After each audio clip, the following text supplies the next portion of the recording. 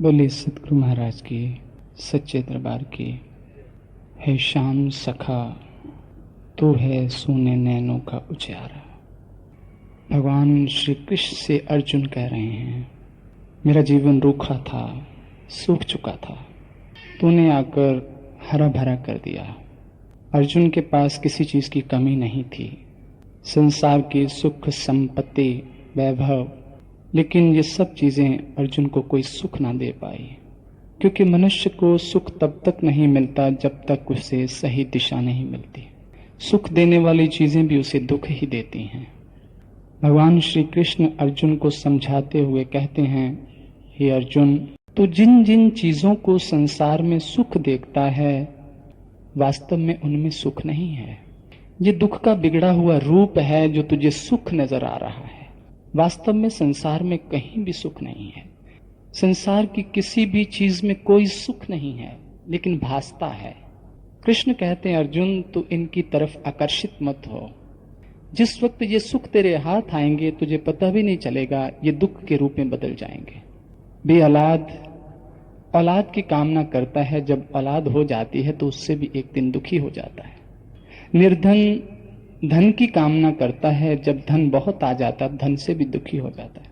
मनुष्य जानता नहीं कि उसका सुख कहाँ छिपा हुआ है। महापुरुष यही बताने आते हैं, इंसान, तेरा सुख कहाँ है और तू ढूंढ कहाँ रहा है? तेरी शांति कहाँ है और तू उसे ढूंढ कहाँ रहा है?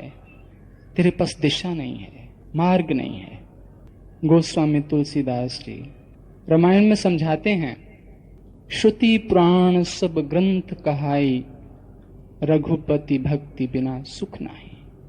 अगर सुख है तो भक्ति में है, अगर सुख है तो ईश्वर में है, क्योंकि वो सुख का सागर है। संसार उसकी परछाई है। परछाई आपको सुख नहीं दे सकती, वास्तविकता ही सुख दे सकती है। इसीलिए गोस्वामी समझाते हैं कि अगर तू सुख चाहता है, श्रुति, वेद भी कहते हैं, ग्रंथ भी कहते हैं, परमात्मा की भक्ति के बिना तुझे कहीं शांति नहीं मिलेगी। बड़ी एग्जाम्पल्स देते हैं। कमठ पीठ जाम में ही बहु बारा, बंध्या सुत बरु काहू मारा। फूले नभ बरु बहु विधि फूला, जीव न लहे सुख हरि प्रतिकूला। गोस्वामी तुलसीदास जी कहते हैं कि मान लीजिए कि कछुए की पीठ पर बाल उग गए। वैसे तो उग नहीं सकते, कठोर होती है। कहते मैं मान लेता हूं, एक समय के लिए मान लेता हूं कि ऐसा होना संभव है। बंध्या सुत, कहते मैं ये भी मान लेता हूं कि एक बांझ स्त्री के बच्चे ने किसी को मार दिया। वैसे तो पॉसिबल नहीं है, लेकिन मान लेते हैं।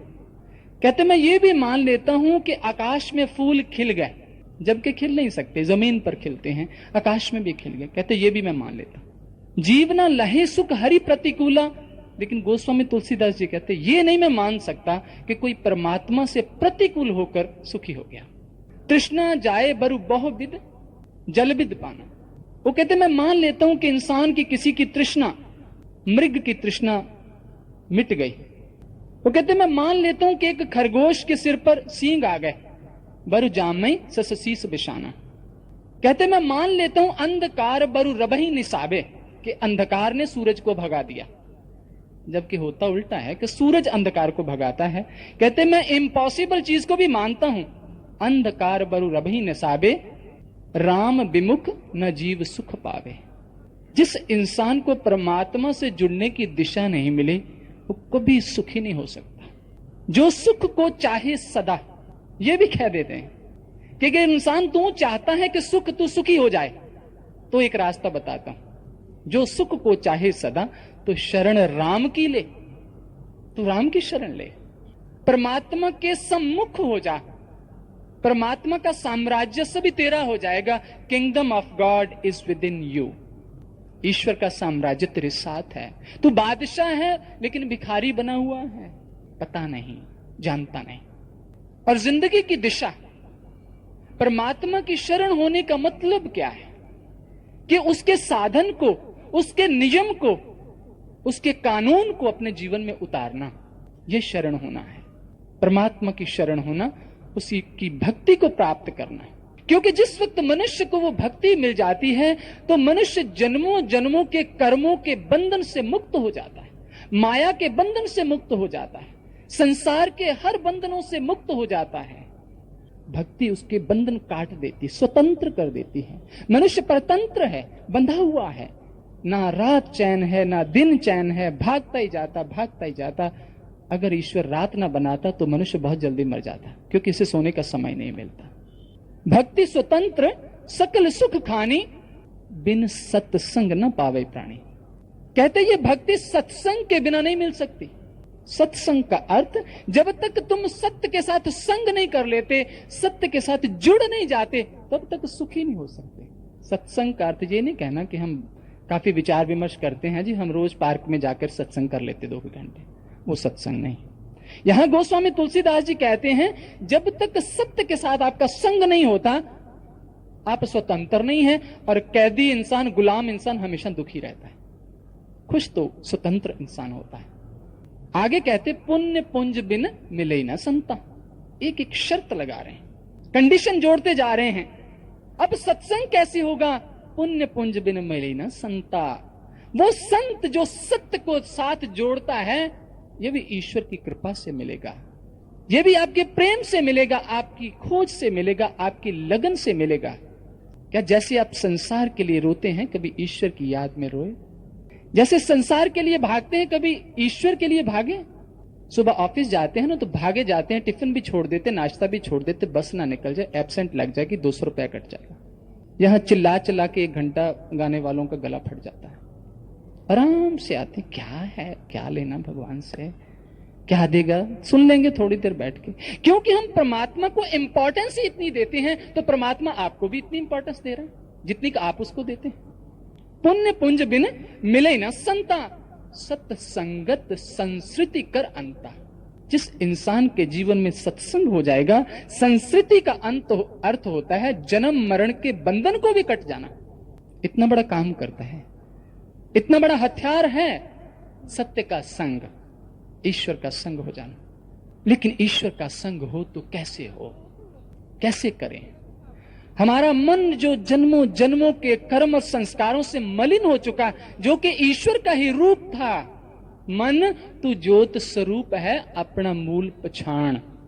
तो परमात्मा का रूप था, लेकिन कर्मों के द्वारा तू इतना मैला हो गया, तेरा असली रंग ही छिप गया। जब कपड़ा बड़ा मैला हो जाता है तो धोबी के पास भेजा जाता है, उसकी मैल निकाले, चाहे थापियों से निकाले, चाहे सोडे में उबाले, चाहे कुछ करे, लेकिन उसकी भी एक टेक्निक है। शरीर की मैल उतारने की तो बहुत तरीके हैं बाहर। आप अच्छे से अच्छा साबुन लगाते हैं, नहाते हैं, लेकिन मन नहीं साफ हो सकता इस तरह से। शरीर को पवित्र करने के लिए आप तीर्थों पर जाते हैं, पता चाहे है या नहीं है, पर देखा देखी हम तीर्थ पर जरूर जाते हैं, जरूर कहते कि हम हर साल वहां जाते हैं। क्या मन शुद्ध हो गया? सारी जिंदगी भी वहीं रहें तब भी मन शुद्ध नहीं हो सकता। तभी बुल्ले शाह कहते, जे रब मिलदा नात्या तोत्या, तब मिलदा डडुआ बछियां, डडुआ मछियां। जे रब मिलदा जंगल बेले, तब मिलदा गौआ बछियां। वो कहते, बुल्ले शाह रब ओनू मिलदा नीता जिन्हां दियां सचियां। मिलता किसे है? अरे नीयत को कैसे साफ करना है, मन को कैसे साफ करना, इसकी टेक्निक भी अंदर ही है, बाहर नहीं है। मन को धोने का, शरीर को धोने के तो बाहर बहुत तीर्थ हैं, लेकिन मन को धोने का तीर्थ कहां? एक बार कोई तीर्थ जा रहा था, रास्ते में कबीर बैठे थे, पूछ लिए कहां जा रहे हो? तीर्थ जा रहा हूं महाराज, आप भी चलिए। वो कहते मेरे पास तो टाइम नहीं है। ये एक तुमड़ी है, तुमड़ी जानते होंगे, तुम्मा बोलते हैं पंजाबी, बड़ा कड़वा होता है, जहर की तरह। कहते इसको ले जा, इसको भी तीर्थ स्थान करवा नहा। तो ठीक है, ले गया, पानी में, गंगा के पानी में 10-20 मिनट रखा, खूब अच्छी तरह ले आया। जब वापस लाया उसको कहते काट तो इसे, काटा, कहते जुबान पे लगा, जहर जैसा कौड़ा। कहते तेरी भी कड़वाहट निकल गई या नहीं? अभी इसके अंदर से कड़वाहट नहीं निकली। जहर तो मनुष्य के अंदर है, जिस वक्त वो फूटता है तो मनुष्य कैसे बाहर खून खराबा कर देता है। अंदर मन को कैसे शुद्ध करना है, गोस्वामी तुलसीदास जी इसका भी तरीका बताते हैं। कहते मुद्द मंगलमय संत समाजु, जो जग जंगम तीर्थ राजू। मुद्द मंगलमय कहते कल्याणकारी और आनंददायक संतों का समाज है, संतों का समाज। जो जग जंगम, जो कि एक चलता फिरता तीर्थ है, जो मन को शुद्ध करता है, शरीर की कोई चिंता नहीं है, मन को शुद्ध करता है। जो जग जंगम तीर्थ राजू, और वो कहते सबसे बड़ा तीर्थ है महापुरुषों का संग, सबसे बड़ा तीर्थ है। हमारे शास्त्र कहते 68 तीर्थ महापुरुषों के चरणों में निवास करते हैं। सिद्ध भी करूंगा, अभी बताऊंगा भी कैसे। वो कहते राम भक्ति जहां सुरसरी धारा, कहीं महापुरुषों की संगत हो रही हो तो वहां ब्रह्म की चर्चा चलती है, सत्संग चलता है।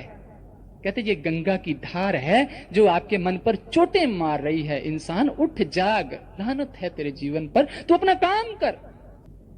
राम भक्ति वो चर्चा ईश्वर की एक गंगा की धारा है। सरसई ब्रह्म विचार प्रचारा, कहते महापुरुषों की संगत में सरस्वती,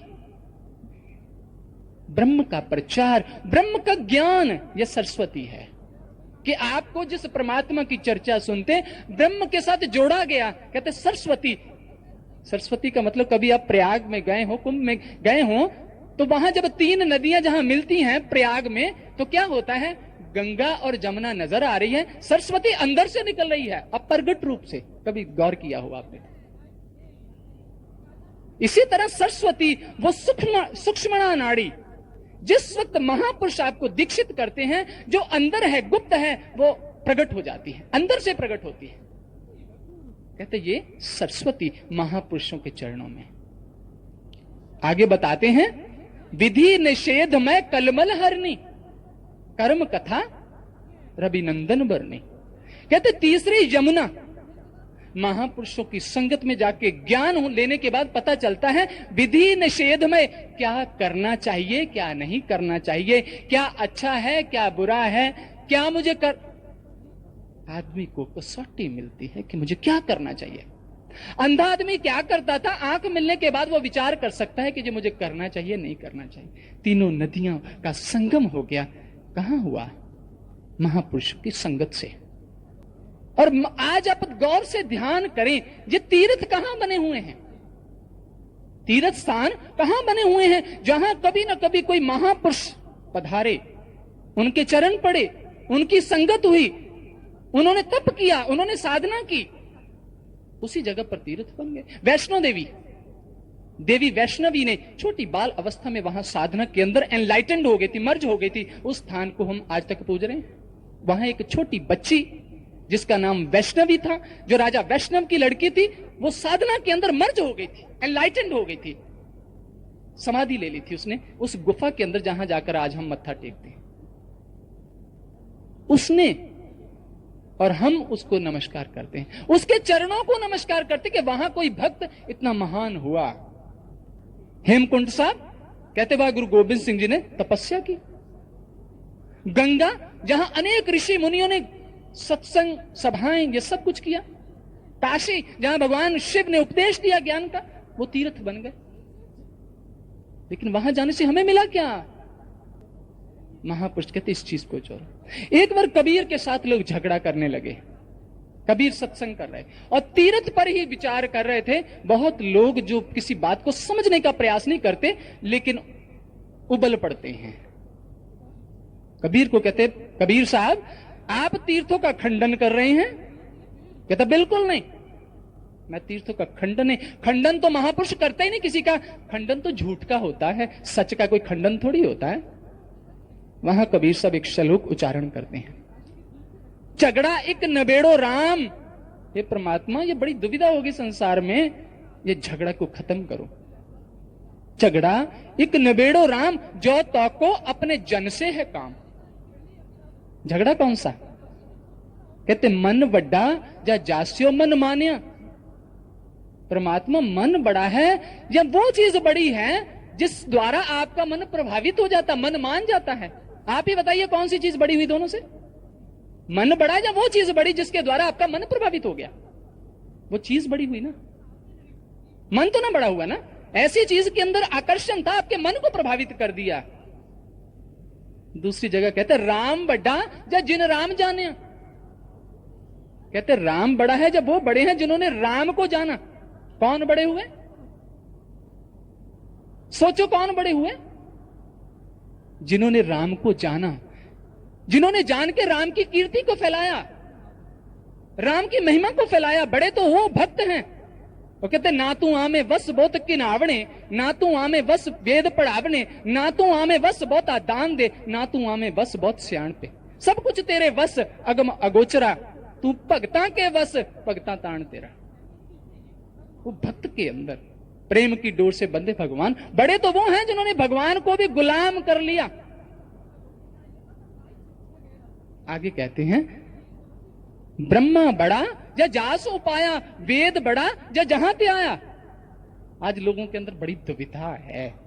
वो कहते ब्रह्मा बड़ा है या वो बड़ा है जिसने ब्रह्मा को पैदा किया, ब्रह्मा को बनाया। कौन बड़ा है? बाप बड़ा है या बेटा बड़ा है? बाप बड़ा है। ब्रह्मा को भी किसी शक्ति ने पैदा किया, उसके ऊपर कोई और शक्ति है। वेद बड़ा या जहां ते आया। वेद बड़े हैं या वो बड़े जिन्होंने वेदों को लिखा? वो बड़े हैं जिन्होंने लिखा। कहते तीर्थ बड़ा या हर का दास, कहे कबीर भयो उदास। कहते तीर्थ बड़ा है या वो बड़े हैं जिनके द्वारा ये तीर्थों का निर्माण हुआ। कौन बड़े हैं? वो बड़े हैं जिन्होंने तीर्थों का निर्माण कर दिया। वो जहां भी जाते तीर्थ बनाते जाते हैं। मुद्द मंगल में संत समाजू। गोस्वामी तुलसीदास जी कहते महापुरुषों का समाज सबसे बड़ा तीर्थ है, जहां जाकर हमारे मन को धोया जाता है। ऐसी वर्षा की जाती है, ऐसी सरस्वती गंगा यमुना प्रयाग को प्रकट किया जाता है, जिसको हमारे ग्रंथों में कहा ईड़ा पिंगला सुषमणा तीन बसे इकठाई, बेणी तह संगम प्रयाग, मन मज्जन करे निथाई, संतो तहां निरंजन राम है। सबसे बड़ा तीर्थ इस देह के अंदर है। देहस्ता सर्व तीर्थानी। वेद कहते देह ही सबसे बड़े तीर्थ इस देह के अंदर, शरीर के अंदर ही है। लेकिन मनुष्य को इस पर विचार करना होगा। संतों की महिमा हमारे ग्रंथ गाते थकते नहीं हैं, क्योंकि वही जीवन का कल्याण करते हैं। विधि हरिहर कभी को विद बानी। वो कहते कि विधि, विधि ब्रह्मा को कहते हैं, हरि विष्णु को कहते हैं, हर शिव को कहते, कवि कोविद पंडित को कहते हैं। उनकी वाणी है जे कहत साधु महिमा सकुचानी। वो कहते कि हम भी साधु की महिमा कह नहीं पा रहे, अनंत है उसकी महिमा। संत की महिमा वेद ना जाने। गुरु ग्रंथ में लिखा है संत की महिमा वेद ना जाने, जेता सुने तेता बख्याने। महापुरुषों की संगत, जिस इंसान को कोई ऐसे महापुरुष मुर्शद, कामल मुर्शद, पूर्ण संत मिल जाए, उसकी जिंदगी की नई शुरुआत हो जाती है, जीवन का कल्याण शुरू हो जाता है। मनुष्य की यात्रा अमृतत्व की ओर शुरू हो जाती है, वरना तो मृत्यु की ओर ही भाग रहा है। महापुरुष समझाते हैं इंसान के जीवन में संत का पदार्पण जब तक नहीं होता, मनुष्य क्या जिंदगी से मिलाप नहीं होता। वो जिंदगी से नावाकिफ ही रहता है। जीता तो जरूर है, एक शरीर को लेकर जीता है, जिस शरीर के अंदर जिंदगी नहीं अभी आई, क्योंकि जिंदगी बंदगी का नाम है। और जिस जीवन के अंदर संत का पदार्पण होता है, उसकी जिंदगी आरंभ हो जाती है। हमारे ग्रंथों में लिखा गुरु की कितनी आवश्यकता है जीवन के अंदर, बहुत आवश्यकता है। कबीर साहब एक बात कहते बिन सतगुरु उपदेश सुर नर मुनि नहीं निस्तरे। ब्रह्मा विष्णु महेश सगल जीव को गने, खोजो सतगुरु संत जीव काज को चाहूं। मेटो भव का अंक आवागमन निवारूं। इससे स्पष्ट और क्या बोले, इससे ज्यादा और क्या कहें। हम ही विचार ना करें तो कसूर किसका है। वेद कुतेब कहो मत झूठे, झूठा जो ना विचारे। जो विचार नहीं करता, वो कहते कि बिना संत के सानिध्य के, बिना महापुरुषों की शरण से सुर नर मुनि नहीं निस्तरे। चाहे कोई देवता, चाहे मुनि, नारद मुनि सर्व वेदों शास्त्रों के प्रकांड ज्ञाता और विद्वान थे, लेकिन बड़ा तप किया, बहुत तप किया। इतना तप किया कि कामदेव उसके चरणों में आके गिर गया, कामदेव को जीत लिया। जिस वक्त नारद देखते हैं कि मेरे अंदर इतनी शक्ति आ गई, कामदेव मेरे चरणों में गिर पड़ा, जिस कामदेव को भगवान शिव को जलाना पड़ा, भगवान शिव ने उसको खत्म किया कामदेव को, आज वो कामदेव मेरे चरणों में पड़ा, मेरी शक्ति तो शिव से भी महान है। अहंकार आ गया। भगवान विष्णु लीला रचते हैं, मुंह बंदर का बना देते हैं उसका, स्वयंवर में जाता है, अपमान होता है, सारी तपस्या भंग हो जाती, सारा तप उसका भंग हो जाता, क्षीण हो जाता है। उसे समझ आती कि मैं क्या अपराध कर दिया, मैं कितनी बड़ी गलती कर दी। क्यों गलती कर दी? क्योंकि मार्ग दिखाने वाला नहीं था कोई, उसके पास आई शक्ति का गलत प्रयोग हो गया। जाता है सनत कुमार के पास, चरणों में गिर पड़ता है कि मुझे वो मार्ग दीक्षा दो, मुझे वो आत्मा का ज्ञान दो। वो कहते तुम क्या जानते हो? प्रश्न किया नारद से, तुम क्या जानते हो? कहते कि मैं चारों वेद, इतिहास पुराण, पंचम वेद, धनुर्वेद, ज्योतिष, मंत्र वेद और संगीत कला, नीति शास्त्र, निधि शास्त्र, तर्क शास्त्र, ये सब मैं जानता हूं। कहते तू तो बहुत कुछ जानता है। कहते महाराज मैं शास्त्रज्ञ जरूर हूं, लेकिन आत्मज्ञ नहीं हूं। शास्त्रों का पठन तो किया, लेकिन वो मेरी बर्बादी का कारण बना, क्योंकि मेरी आत्मा के अंदर वो ज्ञान प्रकट नहीं हुआ। मुझे दीक्षा दो, मुझे ज्ञान दो। सनत कुमार उसे दीक्षित करते। नारद मुनि जो ब्रह्मा के पुत्र थे, गुरु की जरूरत पड़ी। सुर नर मुनि नहीं निस्तरे, ब्रह्मा विष्णु महेश सगल जीव को गने, समस्त जीवों को ये उपदेश दे रहे हैं ब्रह्मा विष्णु महेश। खोजो सतगुरु संत, किसको कह रहे हैं? हमित को तो कह रहे हैं। खोजो सतगुरु संत, जीव काज को चाहूं। अगर तू अपना काम बनाना चाहता है, अगर तू काम संवारना चाहता है, तो खोज ले ऐसा सतगुरु कर मेरी जिंदड़ी जित मिले आ जापे राम। खोज और मेटो भव का अंग आवागमन निवा, और तेरा आवागमन छूट जाए। समस्या तो ये है कि तू कैसे छूटे। और गुरु नानक एक जगह कहते हैं, लख पीर पैगंबर औलिया, लख काजी मुल्ला शेख, किसे शांति ना पाइए बिन सतगुरु के उपदेश। कोई काजी मुल्ला, कोई औलिया, पैगंबर, कोई भी हो, लेकिन गुरु के ज्ञान के बिना जीवन का कल्याण नहीं हुआ। साईं बुल्ले शाह प्रकांड विद्वान, सिद्धियां, शक्तियां, बहुत कुछ था, बड़ा सैयद कुल। लेकिन एक दिन कोई जाकर कहता है, 12 पाक कीते की हुंदा। बुल्ले शाह, ओ बुल्लिया, 12 पाक कीते की हुंदा, जब तक अंदरों गई ना पलीती। अंदर की मैल तो अभी भरी पड़ी है, बाहर से तो सबको बहुत शोभता है, जब तक अंदरों गई ना पलीती। बिन कामल मुर्शद बुल्लिया, तेरी एमे गई इबादत कीते। कामल मुर्शद कह रहे पूर्ण संत, पूर्ण सतगुरु। सतगुरु के बिना बुल्ले शाह तूने इतनी इबादत की है, इतना कुछ जाना, लेकिन ऐसे ही बेकार गई। बुल्ला शौदी सुनो हकायत, हादी फड़िया हुई हदायत, साईं मेरा शाह अनायत। बुल्ले शाह जाते हैं, खोज करते हैं। हजरत शाह अनायत जो माली थे, नीच जात के थे। सैयद बुल्ले शाह बहुत ऊंची जात का था, विद्वान था, उसका गुरु अनपढ़ था। चरणों में जाकर दीक्षा की भीख मांगता है। बुल्ले शाह उसके पास जाते हैं और जाकर दीक्षित होते हैं। और दीक्षित होने के बाद वो संसार में अपना संदेश देने निकल जाते हैं। अपनी वाणी में लिखते हैं, नाव विच मसीते रहंदा, नाव खाना काबे, नाव विच कुरान कतेबा, नाव विच नमाजे, ना मैं ओनू तीरथ डिठा, एवें पैंडे चागे। बुल्ले शाह जद मुर्शद मिले मुक गए सब तकादे।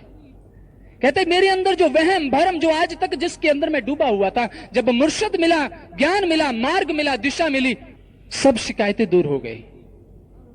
इसलिए महापुरुष कहते कि जिस वक्त इंसान को ऐसे महापुरुषों का सानिध्य मिलता है, गुरु अमरदास जी थे, 63 साल तक वो हरिद्वार जाते रहे, तीर्थों पर जाते, अलग अलग अनेक संत मंडलियों में जाते, लेकिन एक दिन कोई ब्रह्म ज्ञानी मिला उनको। और ब्रह्म ज्ञानी जिस वक्त मिला तो वो उनकी सेवा करते हैं और बड़े आदर सत्कार से बहुत सम्मान देते हैं।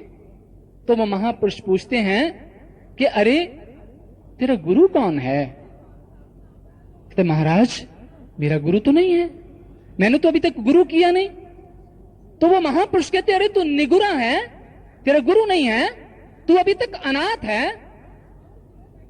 ओहो, तूने तो हमारा धर्म भ्रष्ट कर दिया। निगुरा हमको ना मिले, पापी मिले हजार, एक निगुरे के शीश पर लख पापियों का भार, कबीर कहते हैं। यहां से चोट लगती है अमरदास जी को। उन्हें पता चलता कि अभी तक तो मेरी यात्रा ही शुरू नहीं हुई। चल पड़ते हैं, उदास हैं, क्या करूं, कहां ढूंढूं। इतने में एक उनके रिश्तेदारी के अंदर बहू थी, वो एक शब्द गाती हैं, गुरु ग्रंथ साहब के अंदर अंकित है। वो पूछते हैं कि ये शब्द किसका है? वो बताते हैं कि गुरु अंगद देव जी, जो गुरु नानक देव जी की गद्दी पर बैठे हैं, वहां से जाकर, हालांकि उनके समधी लगते थे, लेकिन वहां जाके सेवक की तरह सेवा की और 12 साल सेवा करने के बाद उनको 75 साल की उम्र में दीक्षा मिली। महापुरुष कहते कि ज्ञान के बिना कल्याण नहीं है, खोजना पड़ेगा, इसके बिना और कोई मार्ग नहीं है, खोजना पड़ेगा। सतगुरु को, परमात्मा को कभी नहीं खोज पाओगे। कोई अंधा इंसान निकलता है कि मैं प्रकाश की खोज कर रहा हूं, कभी प्रकाश को पा नहीं सकता, उसकी खोज गलत है। अगर उसे खोज करनी है तो ऐसे डॉक्टर की करे जो उसकी नजर बना दे। प्रकाश तो हमेशा उसके साथ है, परमात्मा तो हमेशा साथ है। जरूरत है तो खोज करनी सतगुरु की करो, जो आपको आंख देके आपके अंदर ही दिखा दे कि ये राह तेरे पास ही है, तेरे पास ही है, कहीं दूर नहीं है। लेकिन अगर हम अंधों की तरह ही चलते रहेंगे, जैसे भाई गुरदास कहते हैं, जैसे रूप रंग बिद पूछे अंधा अंधे प्रति, आप ही ना देखे ताहे कैसे दिखावई। कोई अंधा इंसान किसी अंधे के पास ही जाता है, अपने चेहरा नैन नक्श उससे पूछता है, वो क्या बताएगा?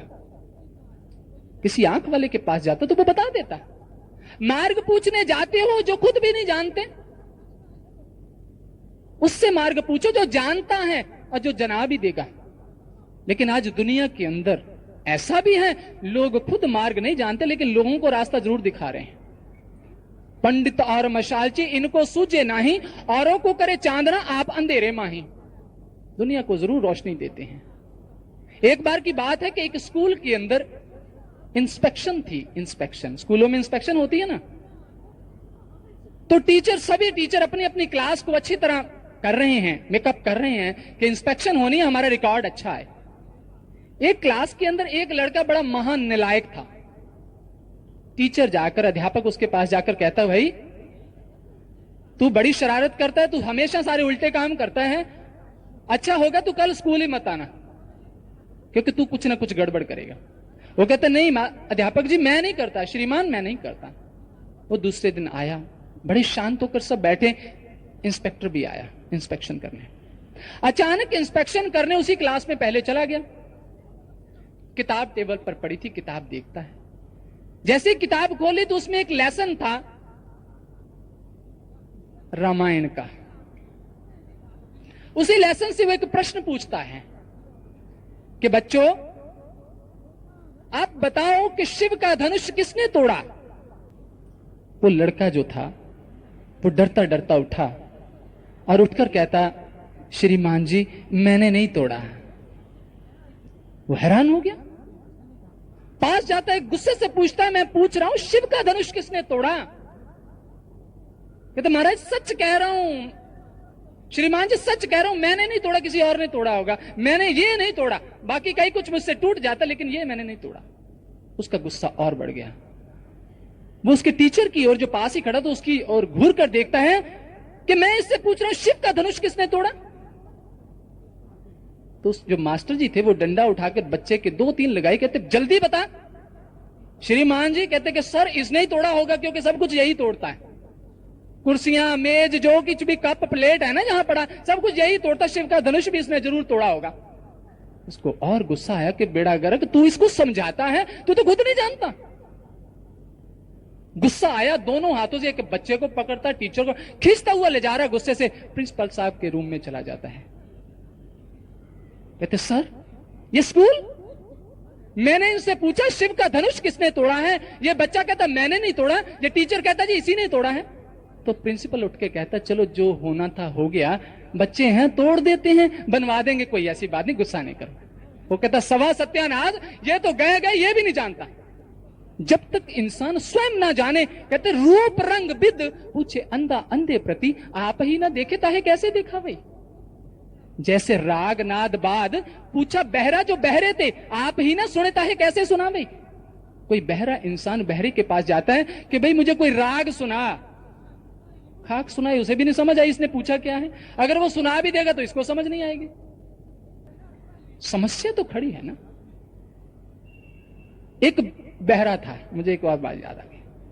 वो बहरा था और घर वालों ने कहा कि फला रिश्तेदार बीमार हो गए, जाके जरा पता लेकर आ। अच्छा नहीं लगता रिश्तेदारों में जाना आना चाहिए, पता लेकर आ। वो जाता है, रास्ते में सोचता है कि मैं पता लेने जाऊं, मुझे तो सुनता तो है नहीं, मैं क्या बात करूंगा उससे। इमेजिन करता जा रहा है। जैसे इंसान, आज का इंसान भी अपने मन से ही हमेशा सोचता रहता है ऐसे ठीक है, ये ठीक है, मैं ऐसे करता हूं यही ठीक है। ऐसे वो भी सोचता जा रहा है कि मैं क्या पूछूं। चलो कहते शिष्टाचार के नाते कुछ दो चार बातें पूछ लेंगे, चुपचाप बैठे रहेंगे। पूछ लेंगे भाई कैसी तबीयत है, यही पूछना होता बीमार को। पूछ लेंगे क्या दवाई दारू चल रही है, कौन सा डॉक्टर है, ऐसे सोचता जा रहा। तो पहुंच गया सोचते सोचते। तो जिस वक्त वहां गया तो वो मरीज पड़ा हुआ, वो बेचारे की हालत बड़ी खराब हो चुकी थी। वो उससे जाकर पूछता है कि भाई क्या हाल है, कैसी तबीयत है। उसकी आवाज कहां निकली, वो कहता मर गए, बड़ी बुरी हालत है। कहता शुक्र है परमात्मा का, शुक्र है, बड़ी मेहरबानी परमात्मा की। उसने सोचा कि कह रहा ठीक है, काफी ठीक है। वो कहते भाई डॉक्टर कौन सा डॉक्टर इलाज कर रहा है। गुस्सा तो उसको आया, भाई ये मेरा पता लेने आया। कहता यमराज। कहते डॉक्टर भी वैसे अच्छा है, काफी अच्छा डॉक्टर इलाज कर रहा है। दवाई कौन सी खाते हैं आप? उसका गुस्सा बहुत चढ़ गया उसको, कैसा बंदा खबर लेने आया। कहता जहर जहर जहर। कहता वैसे दवाई भी बहुत अच्छी खाते रहोगे, जल्दी आराम आ जाएगा। सुनाई नहीं दिया। इसी तरह इंसान भी मदहोश है, उसे कुछ सुनाई नहीं देता। बहुत कुछ महापुरुष समझाने आते हैं लेकिन उसे कुछ समझ नहीं आता। माया की बात बड़ी जल्दी समझ आ जाती है। कहते जैसे बहरा बहरे ते बचन विवेक पूछना चाहे, कह ना सकत ताहे कैसे समझावई। कहते बिन सतगुरु खोजे ब्रह्म ज्ञान ध्यान। लाइन सुनने वाली है।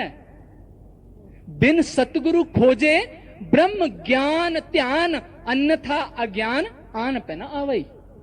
कहते जब तक सतगुरु नहीं मिलेगा तब तक ना ज्ञान हो सकता है ना ध्यान हो सकता है, क्योंकि ध्यान ज्ञान के बाद आता है। पहले जानना होता है, फिर ध्यान देखना होता है। जानी हुई चीज को देखा जा सकता है, गुरु के बिना नहीं, कभी नहीं हो सकता। एक जगह बड़ा सुंदर कहते हैं, कहते जैसे रात अंधेरी में दीपक दीपक कहे तिमर ना जाए, जब लग ना जराइए। रात अंधेरी हो, आप दीपक दीपक करते रहें, कहते अंधेरा नहीं जाएगा जब तक दीपक जलाओगे नहीं। जब तक दीपक नहीं जलेगा अंदर का अंधेरा नहीं दूर होगा। और दीपक दीपक करते रहो, आपके अंधेरा अंदर वैसे ही पड़ा हुआ है। आगे कहते हैं, आगे समझाते हैं महापुरुष कि इंसान तैसे ज्ञान ज्ञान कहे कबहू ना ज्ञान आए, जब लग गुरु ज्ञान अंतर ना पाइए। कहते आप कहते रहते हो ज्ञान की बातें, ज्ञान कर रहे हैं। कहते ज्ञान कहने की बातें नहीं है, ज्ञान करते जानना। जैसे ज्ञान ज्ञान कहे कबू ना, किसी को ज्ञान नहीं होता, बातों से किसी को ज्ञान नहीं होता।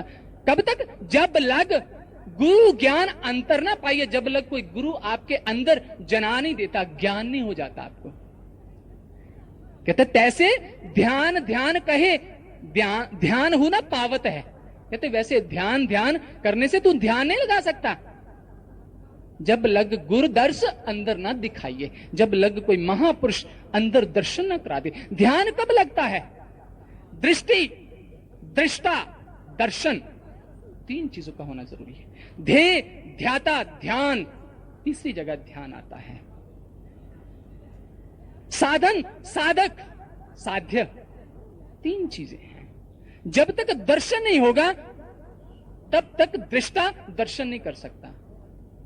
सामने दर्शन किसका करना? ध्यान तो किसी चीज का लगाया जाता है।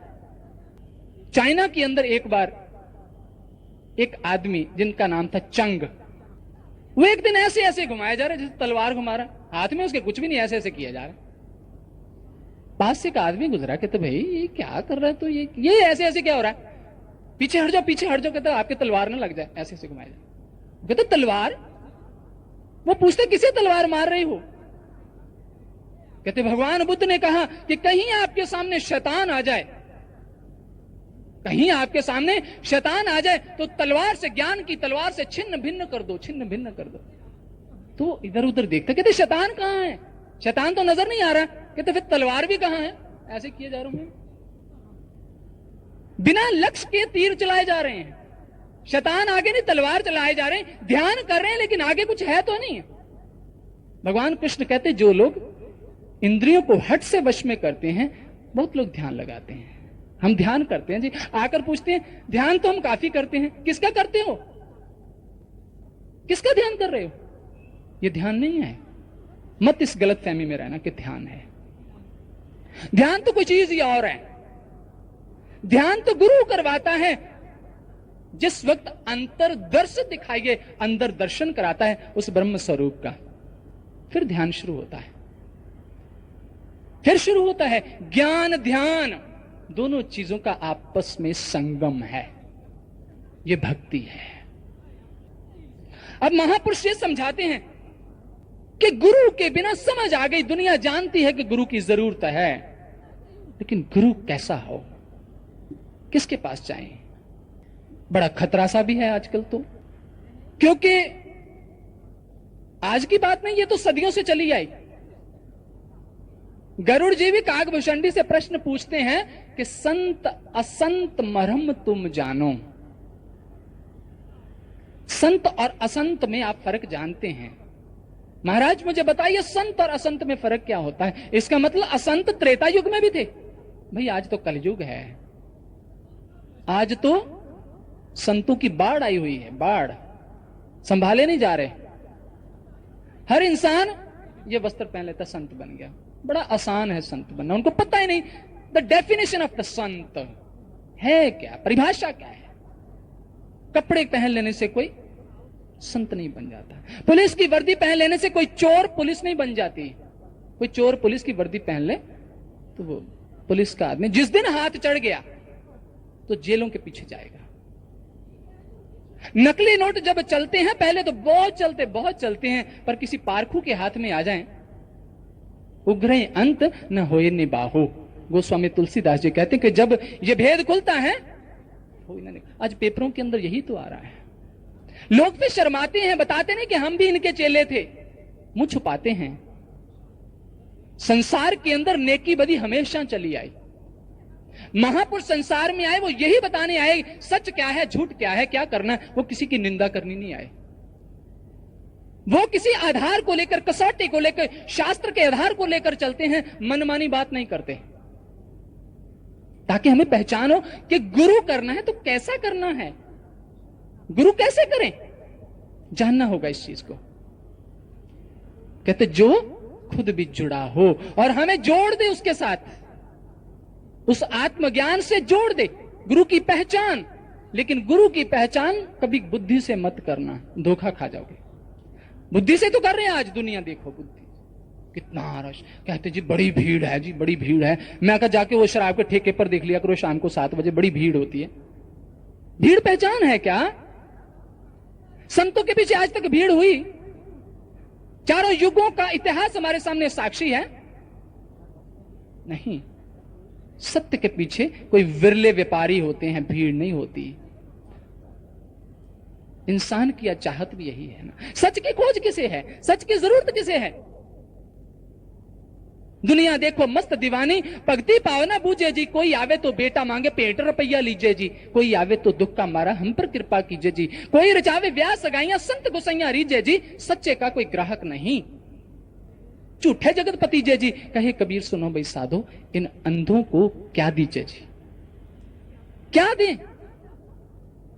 गुरु की पहचान बुद्धि से नहीं हो सकती, वेश से। हम सोचते वेश, ये संतों का वेश है। एक बार हम कहीं गए, बहुत पुराने सज्जन हमारे थे, जो पहली जिंदगी, संसारी जिंदगी के अंदर भी हमारा उनका व्यापार था। तो वो कहते नमस्कार, उठ के, बुजुर्ग थे, उठ के नमस्कार करने लगे। मैं कहा नहीं, आप ऐसे नहीं करो प्लीज। कहते नहीं नहीं, हम आपको थोड़ी, आप तो आपके वेश को, इस वस्त्रों को कर रहे हैं। मैं कहा ये तो बहुत गड़बड़ कर रहे हैं, ये तो और भी गलत कर रहे हैं। क्योंकि इन्हीं वस्त्रों के अंदर रावण भी आया था, और वो तो एक रावण त्रेता में था। आज तो रावणों की गिनती नहीं है, सिर्फ ढका हुआ इन वस्त्रों से। वस्त्रों से किसी की पहचान मत करना, धोखा खा जाओगे। और आज धोखा भी इसीलिए हो रहा है। उजला सा लिबास पहनकर, चेहरा है नूर वाला, कई कहते हैं जी नूर भी बड़ा है, जी बड़ा नूर है। क्या पहचान? जिस संत के चेहरे पे नूर बड़ा, मैं कहूं नूर नहीं, अंगूरी नूर है, वो अंगूर खाते हैं खूब, वो नूर है। संत की पहचान ये नहीं है। संत की पहचान करनी है, करनी। साइंटिस्ट की पहचान क्या है? कि वह लेबोरेटरी के अंदर जाकर केमिस्ट्री को प्रूव करता है। कोई ड्राइंग टीचर जाके प्रूव नहीं कर सकता। जल जाएगा, अपने भी हाथ जला लेगा, स्टूडेंट्स के भी ऊपर भी तेजाब डाल देगा, उल्टा सीधा कुछ कर देगा। लेकिन साइंटिस्ट जानता है किस चीज की कैसी रेशो, कैसे करना, क्या करना है। संत की पहचान ज्ञान है, बाहरी पहचान नहीं है। लेकिन बाहरी पहचान से आज इंसान भटक रहा है, क्योंकि उसके पास कोई ऐसा बैरोमीटर, कोई ऐसी कसौटी नहीं है जिससे वो कसे कि मुझे संत की प्राप्ति होगी। आज बहुत लोग कहते हैं जी हमने तो गुरु कर लिया। उनको कुछ नहीं पता गुरु, ज्ञान, ध्यान क्या होता है, कुछ नहीं, लेकिन हमने गुरु कर लिया।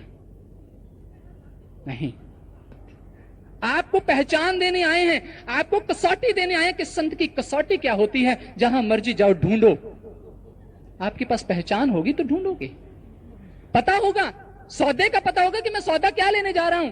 कोई गलत सौदा नहीं दे देगा, आप नहीं लेके आओगे। क्योंकि अगर आपको पता होगा, अगर नहीं पता होगा, जो कोई देखे, जैसे आप बहुत लोग, ये हम तो नाम ले आए हैं, नाम ले आए हैं, हम तो नाम मिल गया, वो शब्द दे दिया जाता, जाओ रटते रहो, तोते बन जाओ। नहीं, हमारे अंदर कुछ घटना है, हमें कुछ दिखाता है, हमारे अंतर जगत के अंदर हमें भेजता है, इंद्रियों से परे करता है। संत करनी करता है, कथनी नहीं, समझाता नहीं है, दिखाता है, शिक्षा नहीं देता, दीक्षा देता है। संत की यह पहचान है। गुरु की पहचान आत्मज्ञान, वो हमें आत्मज्ञान देता है, आत्मा का अध्ययन करवाता है, आत्मा का स्वरूप दिखाता है, शरीर से परे ले जाता है। आत्मज्ञान के 4 पहलू हैं, 4 चीजों से वाकिफ कराता है। आत्मज्ञान क्या है? भगवान कृष्ण अर्जुन को समझाते हैं कि अर्जुन, कोई इंसान अपनी वासनाओं की पूर्ति के लिए, अपने स्वार्थों की पूर्ति के लिए जितने भी देवी देवताओं को पूजता है, वास्तव में वो मुझे ही पूज रहा है, लेकिन उसकी ये पूजा अविधि पूर्वकम है। अविधि पूर्वकम कहते इससे उनको जीवन के मोक्ष का फल नहीं मिल सकता। सांसारिक संतुष्टि कोई हो सकती है, क्योंकि वो फल भी मैं ही देता हूं, लेकिन वो मुझे नहीं जानता, उसकी श्रद्धा उन्हीं देवी देवताओं से जुड़ी हुई है। ये समझने वाली बात है। 7वें अध्याय को कभी उठाकर पढ़कर देखना कि कृष्ण क्या कह रहे हैं और हम क्या कर रहे हैं। उल्टा कर रहे हैं, पूजा उनकी कर रहे हैं, लेकिन सब कुछ उल्ट कर रहे हैं। जो वो कह रहे हैं वो नहीं कर रहे हैं अपने मनमानी। तो सुख कहां से मिल जाएगा? फिर कहते जी भक्ति बहुत करते, बड़े दुखी हैं। दुखी तो रहेंगे, क्योंकि पता ही नहीं है। भगवान कृष्ण कहते कि सभी का फल मैं ही देता हूं, लेकिन वो मुझे नहीं जानते, उनकी श्रद्धा उनसे जुड़ी रहती। भगवान कृष्ण जहां मैं कह रहे हैं, यहां सुप्रीम पावर को संबोधित कर रहे हैं, क्योंकि अर्जुन को दीक्षा दे रहे हैं, समझा रहे हैं। इसलिए आत्मा का ज्ञान, भगवान कृष्ण यही कह रहे हैं। नाना शास्त्र पठिलो का, अर्जुन कितने भी शास्त्रों का अध्ययन कर ले, आत्मा का ज्ञान नहीं हो सकता। नाना देवत पूजनम, जितने मर्जी देवी देवताओं की पूजा कर ले, क्योंकि भगवान ने उनको भी थोड़े अधिकार दिए हुए हैं। जैसे एक मैनेजिंग डायरेक्टर होता है कंपनी का, जनरल मैनेजर को इतनी पावर है, डिप्टी मैनेजर को इतनी पावर है, मैनेजर को इतनी पावर है, अकाउंटेंट को उसने अधिकार, राइट्स दिए हुए हैं। उस राइट से ज्यादा वो कुछ नहीं कर सकते। पर एक इंसान का संबंध मैनेजिंग डायरेक्टर से हो गया, क्योंकि जो बाकी भी दे रहे हैं वो मैनेजिंग डायरेक्टर की आज्ञा से तो दे रहे हैं, लेकिन वो पिक्चर से बाहर है, इसलिए हमारी आस्था उसी डिप्टी मैनेजर या उन्हीं तक जुड़ी रहती है। लेकिन उनके पीछे भी कोई है, कर तो वो रहे। आत्मज्ञान कहते हैं, आत्मज्ञान बिन पार्थ सर्व कर्म निरर्थकम।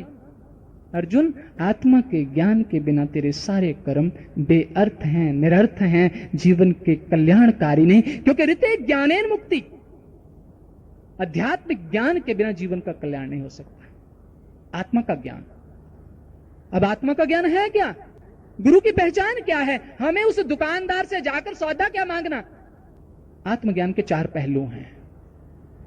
सबसे पहला पहलू कि आत्मा का रूप प्रकाश है, परमात्मा अनंत प्रकाश है, उसी के प्रकाश शक्ति से दुनिया की हर चीज चमक रही है। हमें एक सूरज नजर आ रहा है, लेकिन उसके प्रकाश से करोड़ों सूरज चमक रहे हैं। ये कोई एक ही लोक नहीं है, ऐसी अनेक पृथ्वियां हैं, अनेक आकाश हैं, अनेक पताल हैं, अनेक सूर्य हैं, अनेक चंद्रमा हैं, लाखों की गिनती में। उन सबको प्रकाशित कर रहा है परमात्मा का प्रकाश। वही प्रकाश आत्मा के रूप में हर जीव के अंदर बैठा है। और जिस वक्त गुरु अपना प्रैक्टिकल प्रयोग शुरू करता है तो सबसे पहले हमारे अंधकार जगत के अंदर प्रकाश करता है, दृष्टि खोलता है, दिव्य दृष्टि देता है। दिव्य दृष्टि जो दिव्य को देखती है, सीमित दायरे को नहीं देखती, अनंत को देखती है। यह काम है गुरु का, दृष्टि खोलना। वो ये नहीं कहता दृष्टि खुल जाएगी, खोलता है। डॉक्टर ये नहीं कहता कि ऑपरेशन हो गया 10 साल बाद तुझे नजर आना शुरू हो जाएगा। कैसा कहता आंखों का डॉक्टर? नहीं। जिस वक्त ऑपरेशन करता, पट्टी खोलता है तो आपसे पूछता है कि क्या नजर आ रहा है। मरीज बताता है, डॉक्टर खुश हो जाता है कि मेरा जो ऑपरेशन है वो कामयाब रहा है। विवेकानंद को दीक्षित किया, स्वामी रामकृष्ण परमहंस पूछ रहे हैं कि क्या देख रहे हो? बयान नहीं हो रहा उससे, इतना अनंत जलवा अपने अंदर देख रहा है। कृष्ण से, अर्जुन से कृष्ण पूछ रहे हैं क्या देख रहा है तू? बयान नहीं हो रहा, डूब गया। भगवान शिव पार्वती से पूछ रहे हैं, 108 जन्म के बाद दीक्षित किया। पार्वती भी तो शिव की अनन्य भक्त थी, 107 जन्म उसका तप करती थी, लेकिन 108वें जन्म में जिस वक्त दीक्षित कर रहे हैं तो महाशिव पुराण के अंदर लिखा हुआ है, वो पूछ रहे हैं कि पार्वती क्या नजर आ रहा है? बताती हैं, ईश्वर के रूप बताती कि क्या क्या देख रही है अपने अंतर जगत के अंदर। गुरु ये काम करता है, आपको आध्यात्मिक जगत में आत्मा के उस रूप का दर्शन कराता है, तब आपका ध्यान शुरू होगा। इसलिए हमारे ग्रंथों में लिखा, गुरु ज्ञान अंजन सच नेत्री पाया, अंतर चानन अज्ञान अंधेर गवाया, ज्योति ज्योत मिली मन मान्या, हर दर सोवा पावण्या। ये घटा, ये मनुष्य के जीवन में घट गया। जिस वक्त ज्ञान का सुरमा आंख खोली, अंतर चानन, अंदर प्रकाशमान हो गया, मालिक का रूप नजर आया, अनंत प्रकाश, ईश्वर का रूप प्रकाश, वास्तविक रूप प्रकाश, आत्मा का रूप प्रकाश।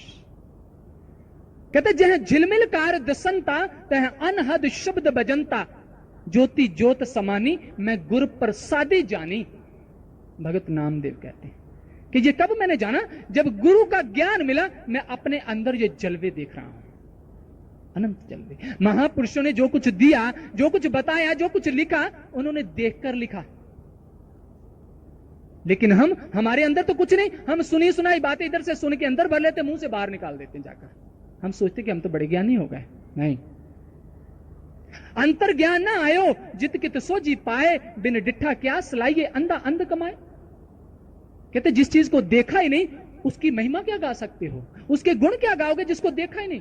उसकी तारीफ क्या करोगे?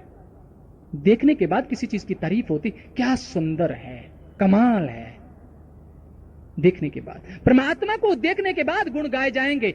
महापुरुष कहते जब देखा तब गावा। उन्होंने देखकर गाया, हम पढ़कर गाए जा रहे हैं, सुनकर गाए जा रहे हैं।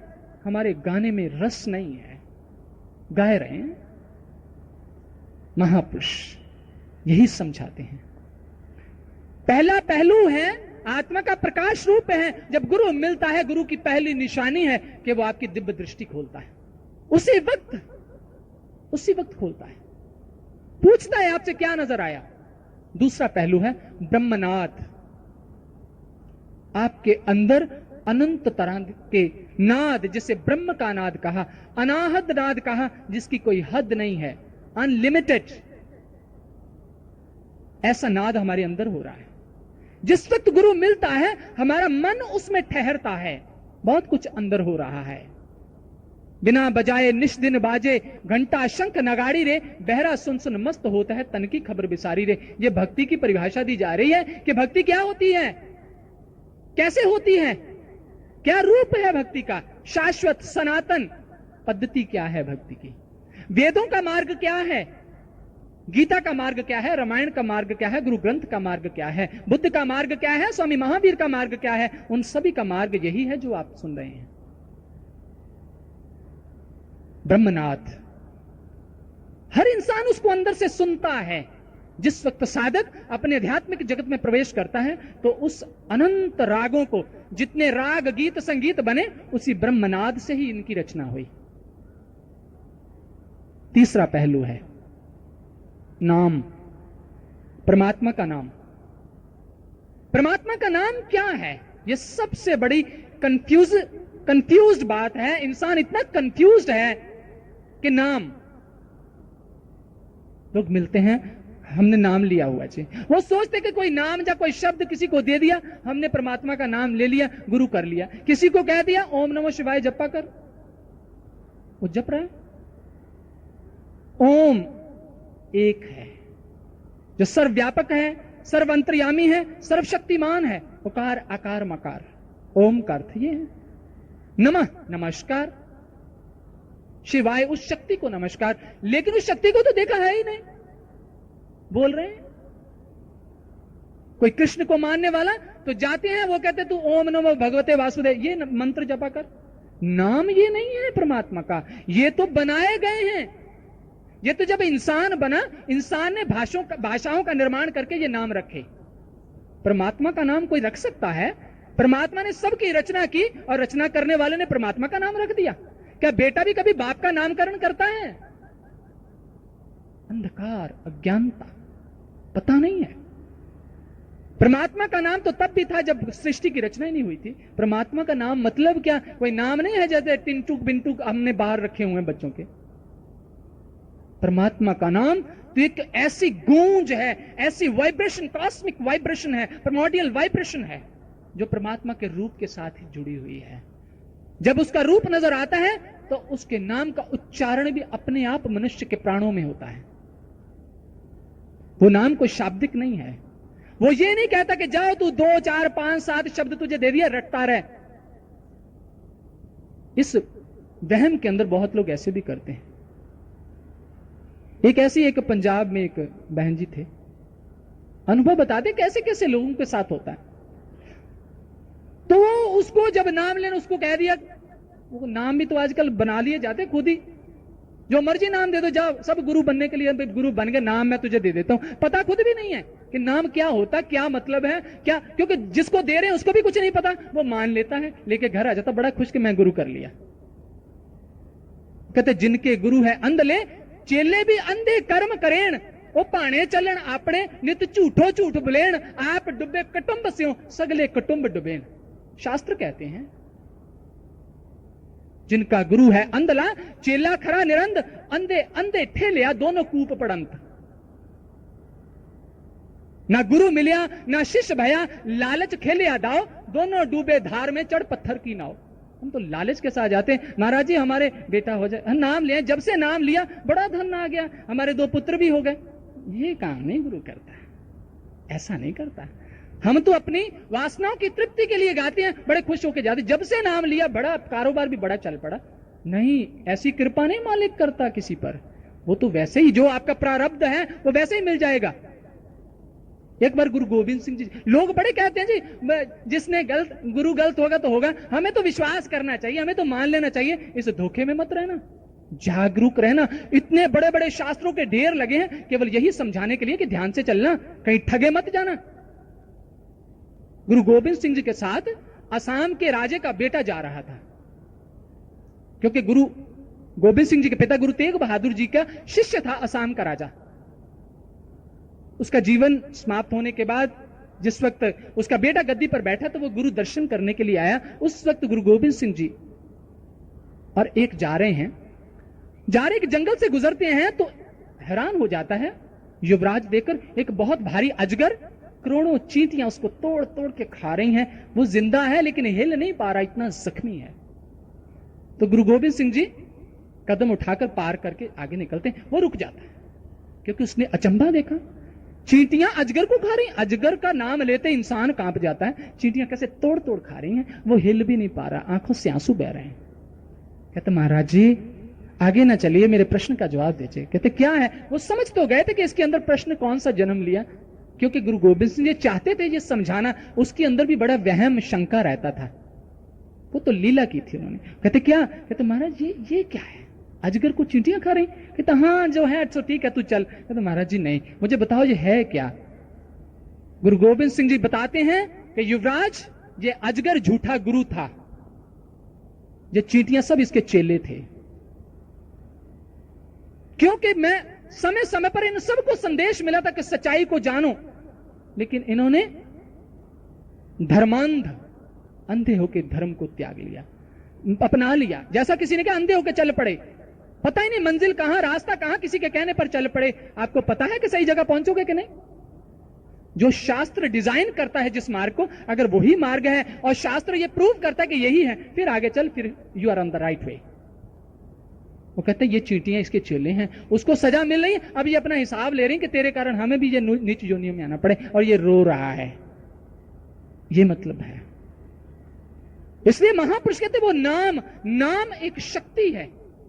जब तक प्राणों में वो शक्ति चल रही है तब तक मनुष्य जिंदा है, और उस नाम के सारे ये सब प्लैनेट्स, ये आकाश पताल सृष्टि, ये सब उस नाम की शक्ति से खड़े। नाम एक शक्ति है जिसको आप अपने अंदर सुन सकते हैं, बोल नहीं सकते। परमात्मा का नाम बोला नहीं जाता, मां के गर्भ में बच्चा बोलता नहीं है, कोई भाषा नहीं जानता, कोई शब्द नहीं है। वो पंजाब में जब गए तो वो बहन जी कहते कि मैं नाम ले आई। अच्छा नाम क्या ले? क्या कहते जी? वैसे जब नाम दिया तो मुझे उन्होंने कहा कि तू धन करतार जपा कर, यही नाम है। तो वो बेचारी बड़ी खुश होकर घर आई कि मैं तो आज गुरु कर लिया, मुझे तो नाम मिल गया, मेरी तो 84 लाख कट गए, मेरा तो सचखंड खुल गया, जैसे ये सबज बाग दिखा दिए जाते हैं ना। तो घर आके जिस वक्त वो रात को बैठी कि मैं अब नाम जपूं, तो उसको ध्यान आया कि करतार सिंह तो उसके पति का नाम है, नाम उसको दे दिया धन करतार। वो दुविधा में फंस गई कि मैं अपने पति का नाम कैसे लूं, ये तो बड़ी उलझन होगी। अब वो क्या करे, नाम भी जपना था। उसकी एक बेटी थी जिसका नाम था गुड्डी। अब वो कहती नाम भी जपना, लेकिन पति का नाम, पहले रिवाज होता था ना पति का नाम नहीं लेना, तो वो बैठ के जपने लगी धन गुड्डी दा पापा, ते धन गुड्डी दा पापा, धन गुड्डी दा पापा। वो कई साल ऐसे जपती रही। कहती मैं नाम तो जपती, आनंद नहीं आया। आनंद खाक आएगा, कैसे ना आनंद आएगा? जब तक वो नाम है क्या, जब तक वो शक्ति मनुष्य के अंदर प्राणों में जो गूंज रही है, जब तक गुरु ऐसा नहीं मिलता आपके अंदर, जिस नाम का सुमरन भगवान शंकर करते हैं। महामंत्र जह जप महेशु, काशी मुक्त हेतु उपदेशु, महिमा जासु जाने गण राउ, प्रथम पूज्यो नाम प्रभाव। जिस नाम का स्मरण गणेश जी कर रहे हैं, गणेश जी को दीक्षित किया नारद जी ने। कहते सबसे पहले उस नाम का स्मरण कर। नारद जी ने कौन सा नाम जपा जो आजकल हम जप रहे हैं? आजकल तो ऐसा भी है कि जाओ जो 5-7 नाम ले जाओ, जो आपको सूट करे, आसान हो वो ले लो। एक किसी गुरु के पास वो कहते जी जो मंत्र दिया ना मैं तो भूल गया जाके, मुझे तो याद ही नहीं रहा। कहते चलो वो वापस दे दे, मैं तुझे एक आसान सा दे देता हूं। धोखा है। शास्त्र क्या कहता है?